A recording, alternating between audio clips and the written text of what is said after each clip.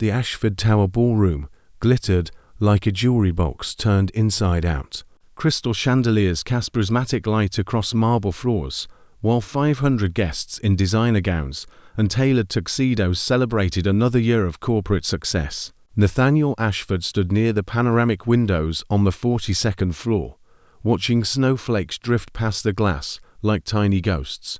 His champagne had gone warm in his hand 20 minutes ago. There you are. Victoria Pierce materialized beside him, her scarlet dress matching her lipstick perfectly. She was beautiful in the calculated way of someone who knew exactly how much each element of her appearance cost. I have been looking everywhere for you. Nathaniel straightened, forcing a smile that felt like lifting weights. Just needed some air. Well, as much air as you can get this high up. Victoria laughed, but it sounded rehearsed. Everything about her seemed rehearsed lately. They had been seeing each other for 3 months, introduced by his business partner, who swore they were perfect together. Both came from money. Both understood the demands of high society. Both knew how to navigate charity galas and board meetings with equal grace. Listen, Victoria said, her voice dropping lower. We need to talk. Those 4 words. Nathaniel had heard them before, too many times in the past year. His stomach tightened even as he maintained his composed exterior. About what? Victoria glanced around, ensuring no one was within earshot. About us. About this. She gestured vaguely between them. Nathaniel, you are wonderful, successful, intelligent, generous. But there is no spark here. You know it as well as I do. He wanted to argue, but honestly kept his mouth shut. She was right. Their conversations never ventured beyond surface level. Their kisses felt like obligations. Their relationship existed more on paper than in reality. I thought maybe it would develop, Nathaniel admitted quietly. That maybe I just needed time to feel something. We both deserve more than maybe. Victoria touched his arm briefly, not unkindly. I am seeing someone else. Someone who makes me laugh without trying. I should have told you sooner. I am sorry. She walked away, red dress disappearing into the crowd of dark suits and sparkling gowns. Nathaniel turned back to the window, his reflection staring back at him. 32 years old, heir to a technology empire worth billions, and utterly alone. Again Dottie left the party, without saying goodbye to anyone. The December air hit him like a slap when he exited the building. Snow fell steadily now, accumulating on sidewalks and coating parked cars in white. Nathaniel pulled his coat tighter and started walking with no destination in mind. The streets of Denver were quieter than usual on Christmas Eve. Most people already home with family. Dottie's phone buzzed repeatedly in his pocket. Probably his assistant wondering where he went. Probably his mother calling about family obligations tomorrow. He ignored it all and kept walking. 6 blocks later, he found himself in a neighborhood he rarely visited. Small shops lined the street, most already closed for the holiday. Restaurants glowed warmly behind frosted windows. A church bell tolled somewhere in the distance. That was when he saw her. She stood beneath a street lamp outside a closed florist shop, surrounded by buckets of flowers that should have been inside hours ago. Her coat was thin and worn, her knit hat pulled low over her ears. She was holding bouquets in both hands, trying to arrange them despite her shivering fingers. Nathaniel stopped walking. Something about the scene felt wrong and right simultaneously. Who sold flowers in the snow on Christmas Eve? The woman looked up, noticing him watching. Her face was young but tired, with expressive brown eyes and a dusting of freckles across her nose. When she smiled, it transformed her entire appearance. Evening, she called out, looking for some last-minute flowers. I have roses, lily, even some winter jasmine that just came in. Nathaniel found himself walking closer without deciding to. Why are you out here in this weather? She shrugged, her smile never wavering. Shop owner let me keep these at cost, since they would not stay fresh over the holiday. Figured I would try to sell them rather than let them go to waste. Plus, my grandmother always says flowers make everything better. Someone might need them tonight. It is Christmas Eve. Exactly. Best time for flowers.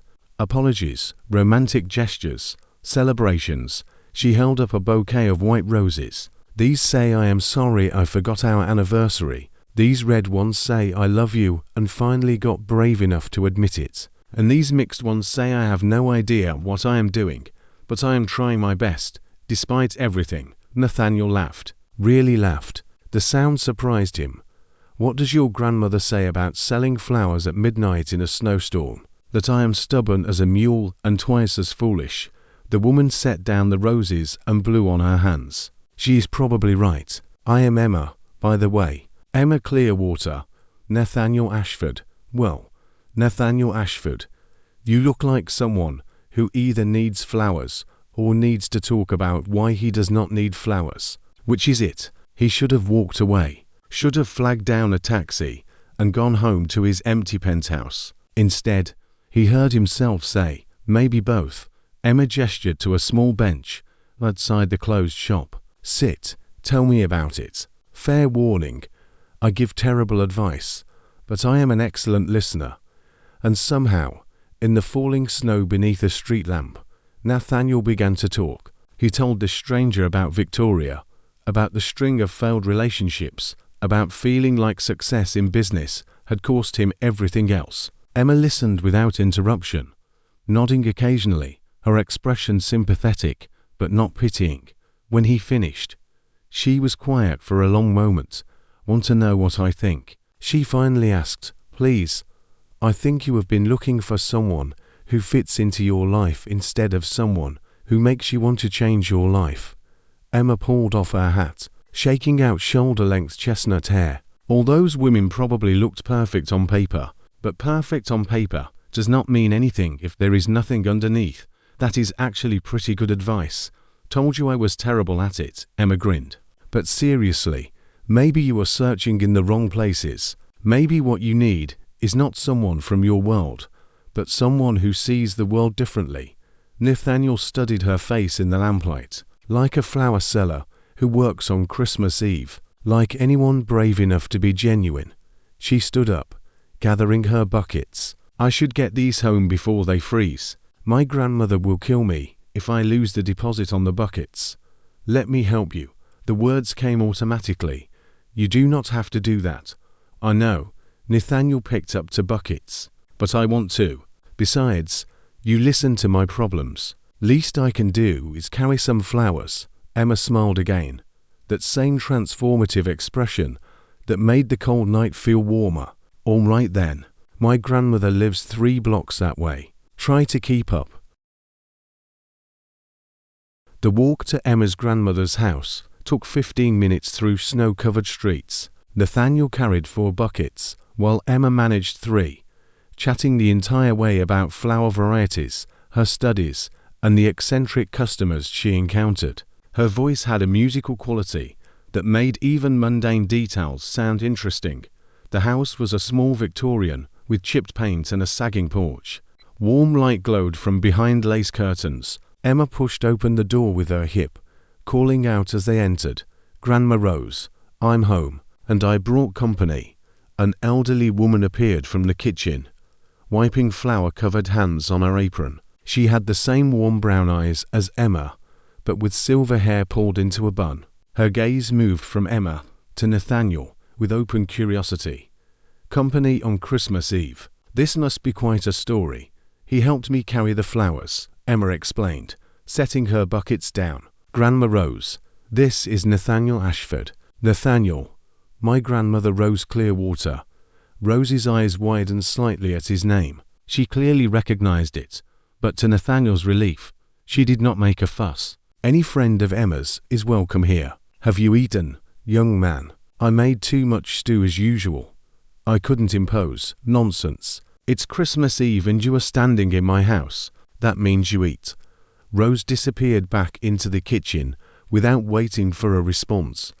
Emma laughed at his expression. Fair warning, my grandmother feeds everyone. Mailmen, neighbors, random strangers who help carry flowers. Resistance is futile. The kitchen was small but cozy, with mismatched chairs around a wooden table. Rose ladled steaming stew into bowls, while Emma poured water from a pitcher. The simplicity of it all struck Nathaniel. No servants, no formal place settings, no pretense, just honest food and honest company. "So," Rose said, once they were all seated, "what brings a man like you to our neighborhood on Christmas Eve?" "Nathaniel Ashford." "Grandma, don't interrogate him." "I'm not interrogating, I'm making conversation." Rose turned her sharp gaze back to Nathaniel. Well, he found himself telling the truth. "I was at a party where I did not belong, so I left, started walking and found Emma selling flowers in a snowstorm." "Sounds about right. My granddaughter has a talent for finding strays." Rosie's tone was affectionate despite the words. "People, animals, broken things. She brings them all home." "I am sitting right here." Emma protested. "I know, dear. Eat your stew." Nathaniel discovered he was genuinely hungry. The stew was simple but delicious, seasoned with herbs and filled with vegetables. He could not remember the last time he had eaten a home-cooked meal that did not come from a private chef. After dinner, Rose excused herself to bed, leaving Emma and Nathaniel alone in the small living room. A modest Christmas tree stood in the corner, decorated with handmade ornaments and strings of popcorn. Presents wrapped in newspaper sat beneath it. "Sorry about the interrogation," Emma said, settling onto a warm couch. "My grandmother thinks subtlety is for people with less curiosity." I liked her. Nathaniel sat in an armchair across from her. "She's genuine. That is rare in my experience." "What is your experience like?" "I mean, I know who you are." "Ashford Technologies, one of the biggest software companies in the country." "But what is your actual life like?" No one had ever asked him that question quite so directly. Nathaniel leaned back, considering his answer. "Busy, structured, lonely, I suppose. I work 70-hour weeks, attend events I do not enjoy, meet people who want something from me, go home to an empty apartment and start over the next day." "That sounds exhausting." "It is, but it is all I know how to do." Emma tucked her legs under her on the couch. "Can I tell you something? You might think it is crazy. After tonight, I am open to crazy. I think you are searching for permission to be unhappy. Like you built this perfect life, and now you are trapped in it. But you cannot admit it, because that would mean all the sacrifice was for nothing." The words hit harder than they should have. Nathaniel felt something crack inside his carefully constructed walls. "How did you figure that out in 3 hours?" "Because I see that look on your face that I see in my mirror sometimes. I am studying botany at night school while selling flowers during the day. My grandmother needs expensive medications. My parents died when I was 12. I work myself half to death and sometimes wonder what the point is." Emma's voice softened. "But then I remember the small things. A customer's smile when they find the perfect bouquet. My grandmother's laugh, the way morning light hits flower petals. Those moments make the struggle worthwhile. I cannot remember the last time I noticed something like that." "Then maybe you should start." Emma stood up and moved to the window, looking out at the falling snow. "Tomorrow is Christmas. What would you normally do?" "Attend family brunch at my mother's estate, exchange expensive gifts no one needs, listen to my sister complain about her husband, drink too much champagne, and leave early to catch up on work." "That sounds absolutely miserable."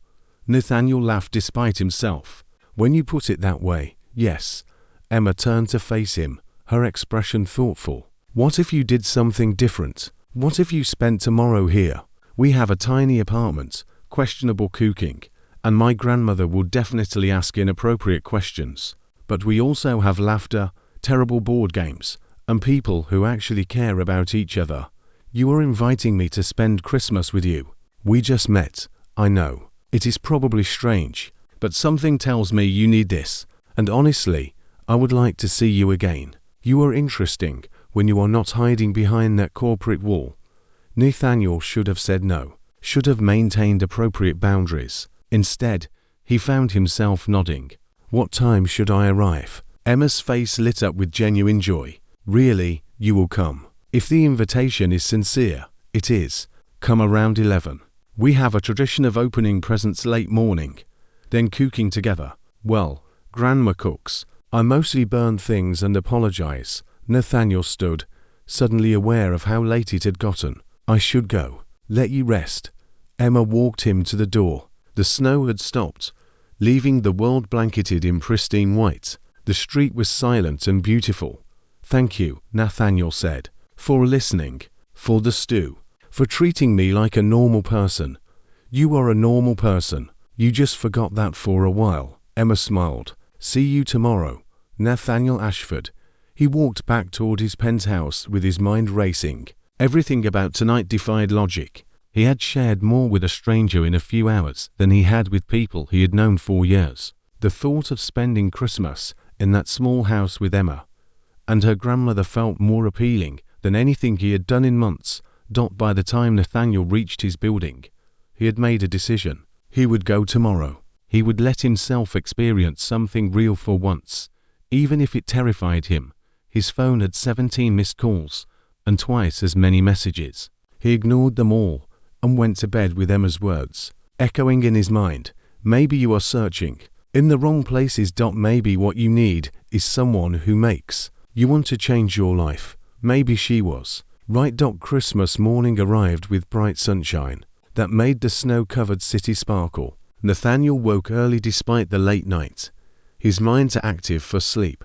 He stood at his floor-to-ceiling windows, looking out over Denver, and felt the usual emptiness that accompanied holidays, except this year felt different. This year he had somewhere to be that actually mattered.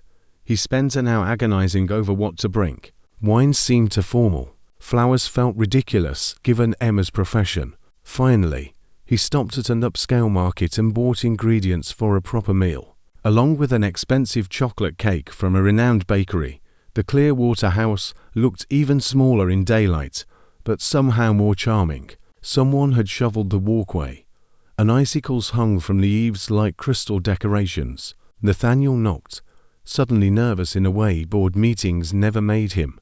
Emma opened the door wearing jeans and an oversized sweater with a reindeer on it. Her hair was pulled back in a messy ponytail, and she wore no makeup. She looked absolutely beautiful. You came. Her smile could have powered the city. I was 60% sure you would change your mind. I almost did. 3 times. Nathaniel held up his bags. I brought food. I hope that is okay. More than okay. Come in before you freeze. The house smelled like cinnamon and pine. Rose was in the kitchen, humming along to old Christmas carols playing on a radio. She greeted Nathaniel with a hug that surprised him with its warmth. Welcome, welcome. Emma has been watching the window like a puppy waiting for its owner. Grandma. What? It is true. Rose peered into Nathaniel's bags. Oh my, is that duck breast? And truffle oil? Young man, you did not have to do this.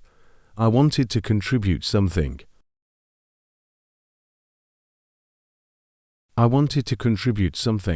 Well, I hope you know how to cook these fancy ingredients because I certainly do not.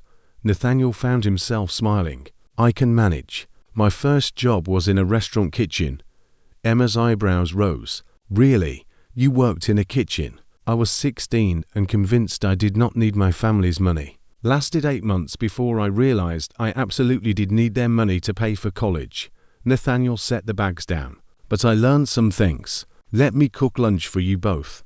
The next few hours passed in a blur of warmth and laughter. Nathaniel discovered he enjoyed cooking in the tiny kitchen, teaching Emma how to properly sear duck, while Rose provided running commentary. They opened presents, simple gifts exchanged between grandmother and granddaughter, that clearly meant more than their monetary value. Emma gave him a small potted plant. It is a Christmas cactus. They bloom in winter when everything else is dead. Seemed appropriate. Lunch was the best meal Nathaniel had eaten in years, not because of the food quality, but because of the company. They told stories, played cards, and watched old movies on a television that had to be 30 years old. Rose shared tales about Emma's childhood, each one more embarrassing than the last.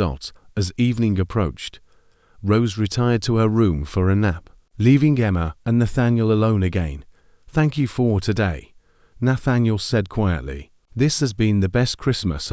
Remember, Emma sat beside him on the couch, close enough that their shoulders touched. You do not have to thank me. I enjoyed having you here.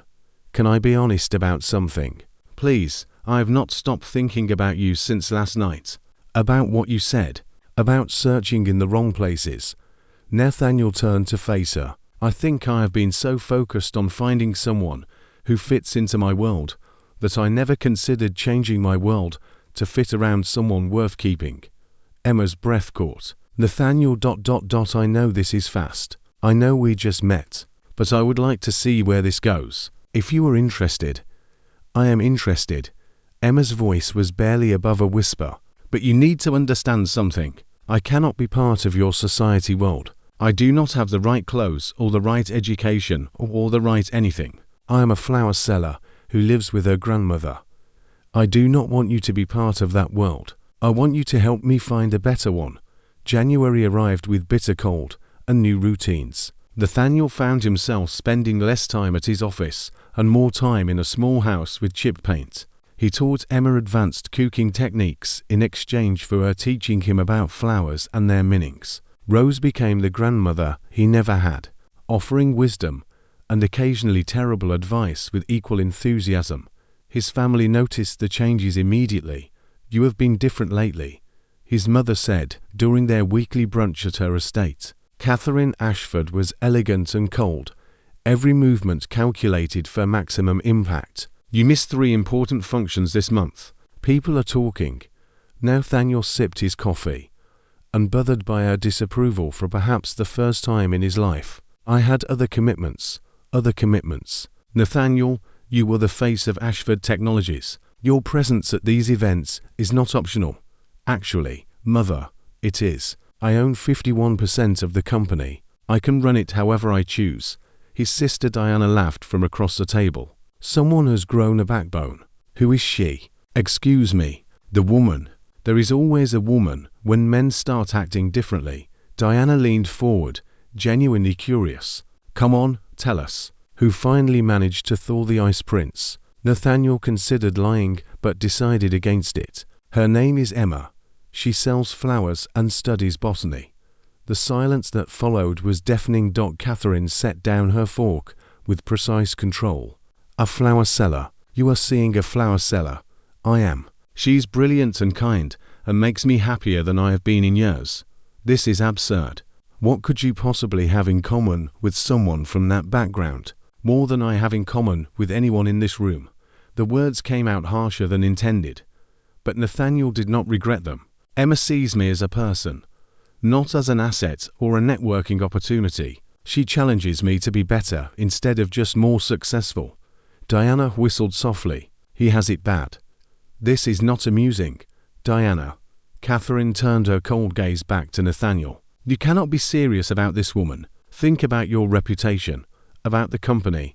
I have thought about nothing else for the past month, and I have decided that neither matters if I am miserable. Nathaniel stood, leaving his meal unfinished. I am sorry if this disappoints you, Mother, but Emma is not going anywhere. You can either accept that or not. Your choice. He left without looking back, feeling lighter than he had in years. Emma had her own concerns. They sat in a coffee shop near her grandmother's house, her hands wrapped around a mug for warmth. Your family hates me, and they have never even met me, she said quietly. They do not hate you. They hate change. Same thing in their world. Emma looked up at him, worrying evident in her brown eyes. Nathaniel, I have been thinking about this. About us. We are from completely different places. Eventually, that is going to matter. Why? Why does it have to matter? Because I cannot give you the life you are used to. I cannot attend fancy parties or host important dinners. I work 2 jobs just to help pay for my grandmother's medication. I wear thrift store clothes and cut my own hair. Her voice cracked slightly. You deserve someone who can stand beside you in your world. Nathaniel reached across the table and took her hands. I do not want someone to stand beside me in that world. I want someone to help me build a new one. Emma, before I met you, I was successful and absolutely empty. Now I am learning what it feels like to actually live. But for how long? How long before you resent the small apartment and the simple life? How long before you realize you gave up too much? I'm not giving up anything that matters. Nathaniel squeezed her hands gently. You are overthinking this. Yes, we come from different backgrounds. Yes, there will be challenges. But I have faced billion-dollar deals and hostile takeovers. I think I can handle dating someone who makes me genuinely happy. Emma managed a small smile. You make it sound so simple. Maybe it is. Maybe we have been trained to think everything has to be complicated. They were interrupted by Nathaniel's phone buzzing insistently. He glanced at the screen, and his expression hardened. What is it? Emma asked. My business partner. There is an emergency board meeting tomorrow morning. Something about investor concerns regarding my recent behavior. See, this is what I mean. Your life and my life do not mix. Then I will make them mix. Nathaniel stood decisively. Come with me tomorrow. To the meeting. What? No. Absolutely not. Why not? If they are going to judge me for my personal choices, they should at least meet the person behind those choices. Show them that you are real, not some scandal. Nathaniel, I do not belong in a boardroom. Neither did I, once. My father grew up in poverty, built everything from nothing. The only difference between you and those board members is opportunity. Nathaniel held out his hand. Come with me, please. Let me show you that you fit into any world you choose. Emma stared at his hand for a long moment before taking it. This is a terrible idea, probably, but let's do it anyway. The next morning, Nathaniel arrived at Ashford Technologies with Emma beside him. He had taken her shopping the night before over her protests, finding a professional but understated dress that made her look confident without trying to be someone she was not. The conference room fell silent when they entered. 12 board members sat around an expensive table, their expressions ranging from confusion to outright hostility. His business partner James stood at the head of the table, his face carefully neutral. Nathaniel, you brought a guest. James, everyone. This is Emma Clearwater. Nathaniel pulled out a chair for her before taking his own seat. I understand you called this meeting to discuss concerns about my recent behavior. I thought it appropriate to provide context. One of the older board members, Harrison Grant, leaned forward. You have missed critical meetings, turned down important partnerships, and according to reports, have been spending your time with someone completely outside our business circles. We are concerned about your priorities. My priorities have never been clearer. Nathaniel met each person's gaze steadily. I'd built this company working 90-hour weeks, sacrificing relationships, health, and any semblance of personal life. And yes, the company thrived, but I was dying inside. That is very poetic, but we are not here to discuss your emotional well-being. Another board member interjected. Actually, you are. Because my emotional well-being directly impacts my ability to lead effectively. Nathaniel gestured to Emma. Emma has taught me something crucial. Success means nothing if you have no one to share it with. Quality of life matters as much as quarterly profits. Emma spoke for the first time, her voice steady despite her obvious nervousness. I know I do not belong here. I know you all look at me and see someone inappropriate for someone of Nathaniel's stature. But I want you to know that I have never asked him for anything. I did not pursue him for his money or his status. I treated him like a human being, and apparently, that was revolutionary enough to change his life.